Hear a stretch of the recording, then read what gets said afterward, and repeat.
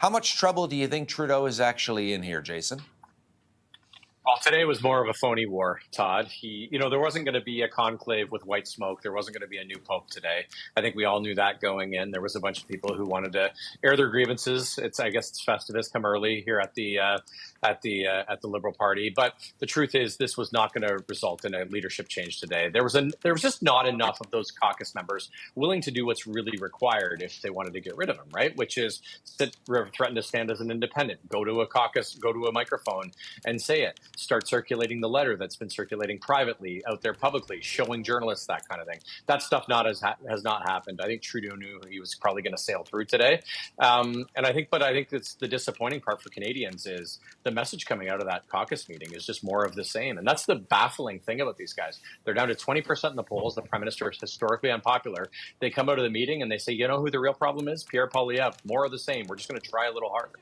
I think it's a really, really weird political strategy and not one that's going to work. As you know, and as people at home may know, there's really no way for Liberal MPs to kick him out. They can't hold a vote and he leaves if it's a majority. It doesn't work that way. I mean, he has to go voluntarily, although, if you put a lot of pressure on him, I guess it starts to become more and more difficult to hold on, if, you got half your MPs coming out publicly and saying time to go.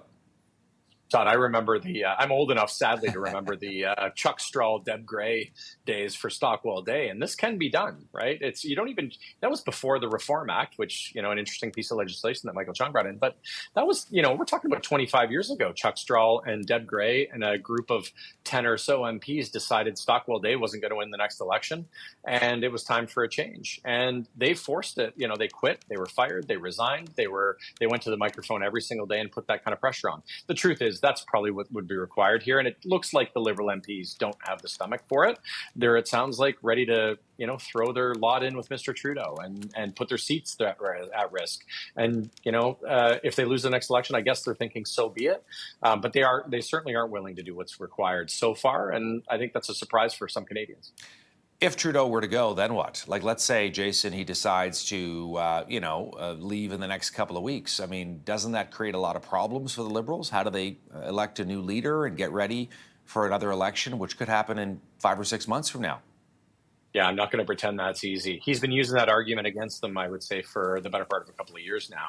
And, as you got a minority, it's very difficult, right? We do know that some people are starting to peek their head up, right? Mark Carney is clearly angling a leadership race, as is Christy Clark. There's a couple others that are kicking the tires, a few cabinet ministers that have had to been told, cool it over the last little bit. And so there is, for Mr. Trudeau, that's the ultimate trump card is, well, wait a second, we're in a minority. I can't leave. If I leave, then the opposition will jump on this weakness that we've got in our party. The problem is the weakness is him. The weakness is the party. The weakness is the agenda that they're taking forward. And as I said earlier, it's baffling to me that this party just keeps coming back with their answer to everything is more of the same. And I think that Canadians are looking for anything. They liked Mr. Trudeau at one point. They're tired of him for sure. But I think anything other different than I'm just going to try a little bit harder to do the same things that I've been doing so far. But they just are not willing to change. Mr. Trudeau is one of the most stubborn, hard-headed guys. And most of the time that has worked well for him. It's really not working well for him right now. All right. So what do you think is going to happen now? What are we going to see? Is this going, you talked about this being a phony war, but, will the pressure now get ramped up on him in the weeks ahead? Like if MPs come out of there saying, he's not listening to us. He's surrounded by people who are telling him what he wants to hear. He's being stubborn. Now what?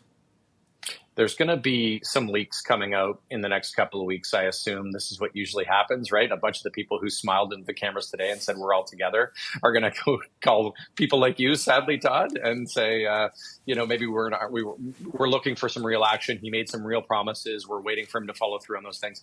He's clearly promised to shuffle the cabinet. I don't know what that's going to do, but that's what he's clearly promised to do is shuffle the cabinet. And I think also he's promised to take the fight to Pierre. So I think what you should should be expecting is a more, there he is walking out of question period, looking just positively giddy. And so for a guy who went through a very difficult meeting, it looks like he thinks he's through it for sure. You can see from that sort of smug look on his face walking out of the meeting, he thinks he's through it and he's ready to roll. I do expect him to try to turn up the heat on the Conservatives a bit, because that's the one thing that he does have the ability to do, is to try to fight back, and he probably is their best version of that. So I expect that for sure.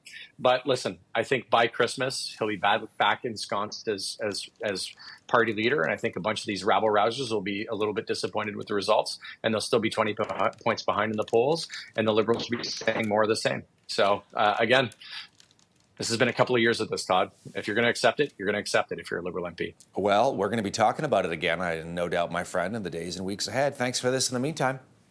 Thanks for having me, Todd. Conservative strategist Jason Lietaer with Enterprise Canada with his take on what's going on. All right, let's